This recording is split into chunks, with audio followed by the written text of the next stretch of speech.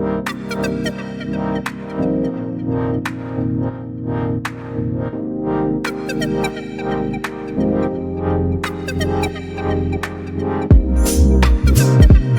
Guys. आज मैं आपको हांगकांग का पीआर कैसे अप्लाई करते हैं वो दिखाऊंगा स्टेप बाय स्टेप।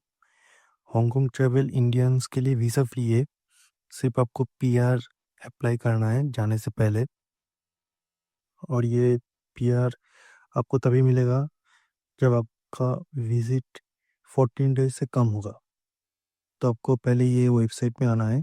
ये वेबसाइट का लिंक मैं डिस्क्रिप्शन बॉक्स में दे दूंगा। ये गवर्नमेंट का ऑफिशियल वेबसाइट है। यहाँ पे आपको एलिजिबिलिटी क्राइटेरिया दिख जाएगा। यहाँ पे लिखा है कि आपको इंडियन पासपोर्ट होल्ड करना है और उसका वैलिडिटी मिनिमम 6 मंथ्स होना है। बाकी और भी डिटेल्स दिया है। आपको बस यहाँ पे आके अप्लाई नाउ पे क्लिक करना है।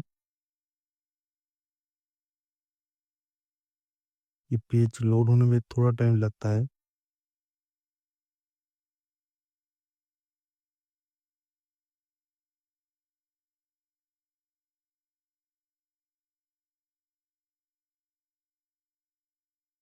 मैं कलकत्ता से हूँ, तो कलकत्ता से अप्लाई कर रहा हूँ।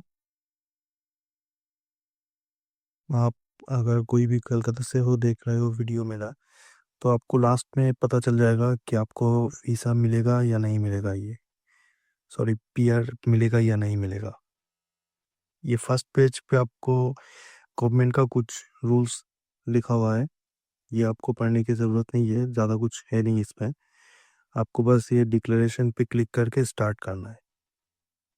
अगले पेज पे प्रिंटर अवेलेबल है या ये सब लिखा है, तो आपको फिर से नेक्स्ट करना है। और यहाँ पे आपको वही सेम एलिजिबिलिटी लिखा है। यहाँ पे भी आपको बॉक्स में टिक करके कंफर्म एंड कंटिन्यू करना है।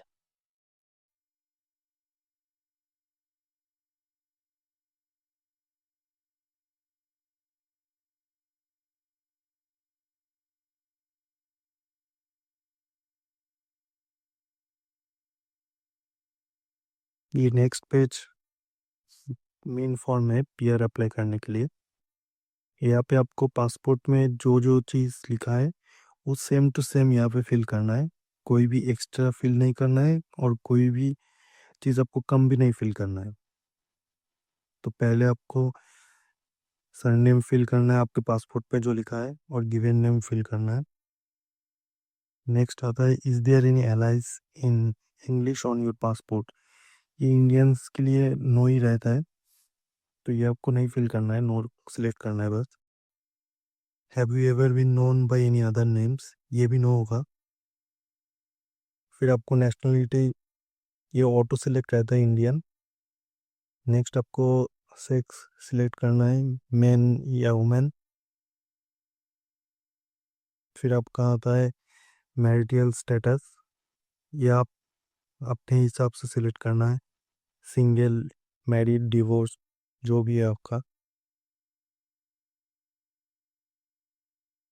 नेक्स्ट है आपका डेट ऑफ बर्थ। ये भी D D M M Y Y format में फिल करना है आपको।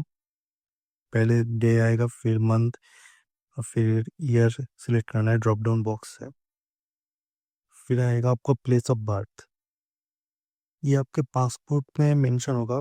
पासपोर्ट, इंडियन पासपोर्ट के फ्रंट पेज पे ही मेंशन है, जहाँ पे आपका फोटो है वही आपको फिल करना है। अगर ये ड्रॉप डाउन बॉक्स पे आपको वो सिटी का नाम नहीं मिला है, तो आपको एकदम लास्ट में आना है। लास्ट में आपको अदर्स दिख जाएगा, अदर्स अदर्स सिलेक्ट करना है आपको। और फिर आपका नीचे एक बॉक्स रहेगा, उस बॉक्स में आपको सेम चीज़ लिखना है, जो पासपोर्ट पे मेंशन है वही लिखना है। नेक्स्ट है आपका is your residential address in India. ये सी होगा आपको।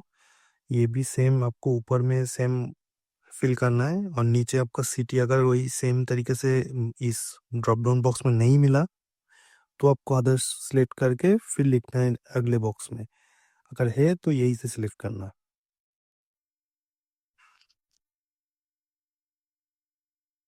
फिर नेक्स्ट ऑप्शन आता है आपका residential address other than India. ये आपको नहीं सिलेक्ट करना है।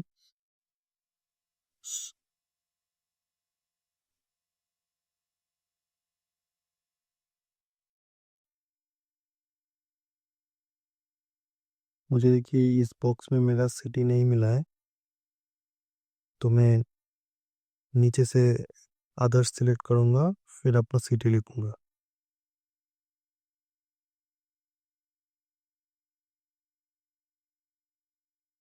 फिर आता है कॉन्टैक्ट टेलीफोन नंबर। यहाँ पे कंट्री कोड में आपको सिर्फ 91 लिखना है, +91 नहीं लिखना है। और आपका फ़ोन नंबर नीचे टेलीफोन नंबर के बॉक्स में आपको लिखना है। नेक्स्ट आता है पार्ट बी। यहाँ पे पासपोर्ट का इंफॉर्मेशन लिखना है। पहले आपका 2 बॉक्स में पासपोर्ट नंबर आएगा, आपके पासपोर्ट पे लिखा होगा। फिर आपके पासपोर्ट पे जो प्लेस ऑफ इशू लिखा है वही आपको सिलेक्ट करना है। मेरा कलकत्ता वेस्ट बंगाल है तो मैं वही सिलेक्ट कर रहा हूँ। फिर आपका डेट ऑफ इशू और डेट ऑफ एक्सपायरी दोनों पासपोर्ट पे लिखा है, फ्रंट पेज पे लिखा होगा, वही आपको सिलेक्ट करना है। फिर पार्ट सी आता है। पार्ट सी में आपको प्रीवियस हांगकांग कोई ट्रैवल डाटा है तो वो आपको मेंशन करना है। मेरे यहाँ पे कोई नहीं है, मैं पहली बार अप्लाई कर रहा हूँ, तो मैं यहाँ पे नो सिलेक्ट करूँगा। बाकी का आपको कुछ फिल नहीं करना है इस बॉक्स में। फिर हम आ जाएंगे पार्ट डी। पार्ट डी में आप पिछले 3 साल में आप फॉरेन में कोई कंट्री में विजिट किए तो उसका डिटेल्स भरना है। अगर नहीं किए तो नो भरना है। अगर आप गए हो कोई कंट्री में पिछले 3 साल में तो आपको येस भरना है, और येस के बाद आपको सिलेक्ट करना है कंट्री नेम। मैं वियतनाम गया था, तो मैं वियतनाम सिलेक्ट करूँगा इस बॉक्स में। और अब मैं जिस साल में गया था और जो महीने में गया था वो मुझे सिलेक्ट करना है।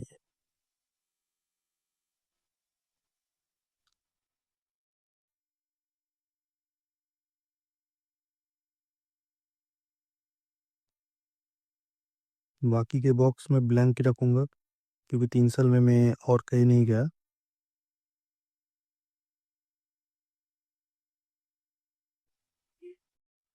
ये है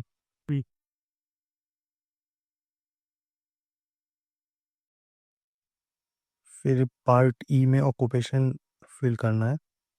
पहले आएगा आपका एम्प्लॉयमेंट सेक्टर। आप कौन से कंपनी में जॉब करते हैं, या फिर कोई बिजनेस करते हैं, या हाउस वाइफ है, वो आपको सिलेक्ट करना है। ये आपके देख लेना आप खुद।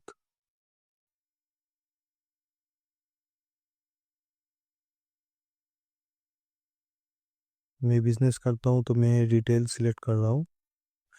फिर आपको name of the company, employer और स्कूल सिलेक्ट करना है। यहाँ पे आपका जो कंपनी का नाम है, या फिर आप स्टूडेंट हुए तो आपके स्कूल का नाम या फिर आपका एम्प्लॉयर का नाम मेंशन करना है, और उसका एड्रेस भी मेंशन करना है आपको। एड्रेस में आप वही सेम सिटी का देख सकते हैं। अगर सिटी यहाँ पे मेंशन है तो वो सिलेक्ट कीजिए, अगर नहीं है तो अदर्स सिलेक्ट करके उसका नाम नीचे के बॉक्स में सिलेक्ट कीजिए। फिर अगले ऑप्शन में आएगा आपका कंपनी का फ़ोन नंबर। वही सेम कंट्री कोड 91 देना है, और टेलीफोन नंबर की जगह आपका कंपनी का नंबर देना है। पार्ट ए पे आपको डिटेल्स विजिट मेंशन करना है। Purpose of visit leisure visit होगा, आप घूमने के लिए जा रहे हैं। ड्यूरेशन आपका जो है वो मेंशन करना है, 14 डेज से कम होना चाहिए। और आपको यहाँ पे एड्रेस अगर है आपका होटल का तो आप सिलेक्ट कर सकते हैं, नहीं है तो आप मत सिलेक्ट कीजिए इसको। यहाँ पे मैंने अपना होटल का नाम दिया है, ड्रॉप डाउन बॉक्स से मैं वो सिलेक्ट कर लूँगा। और यहाँ पे लैंग्वेज आप इंग्लिश कर लेना, वरना आपको समझ में नहीं आएगा। फिर आपका होटल रिजर्वेशन नंबर है तो वो आप यहाँ पे मेंशन कर सकते हैं।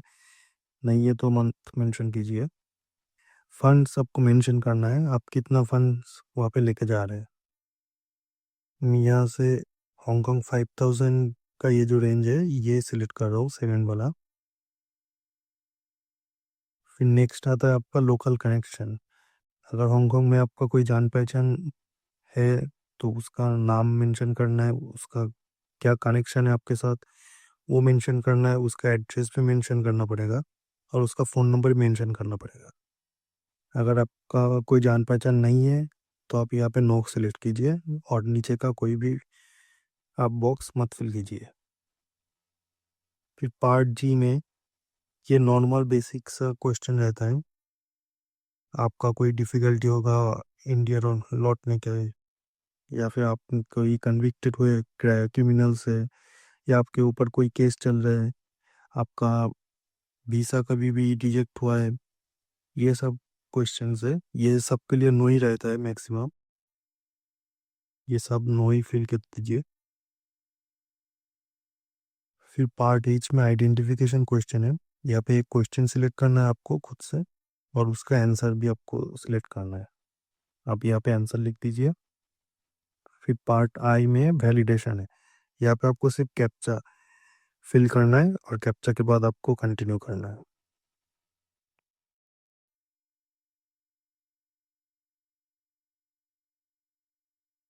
यहाँ पे कंफर्म एंड कंटिन्यू कर दीजिए। फिर आपको पूरा फॉर्म आपने जो फिल किया है वो सब डिटेल्स यहाँ पे दिख जाएगा। अगर आपको कोई एडिट करना है तो आप यहाँ आप यहीं पे कर सकते हैं। यहाँ से आप कंटिन्यू कर दिए तो आप नहीं फिल कर पाएंगे ये। तो ये अच्छे से देख लीजिए।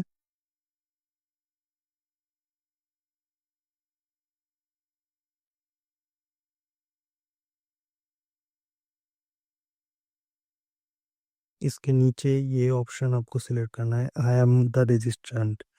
आप खुद से फिल कर रहे हैं तो आपको ये आई एम द रजिस्ट्रेंट पर क्लिक करना है। फिर आपको ये आई कन्फर्म दैट ये भी क्लिक करना है कि आप सब सही लिखे मेंशन किया है यहाँ पे।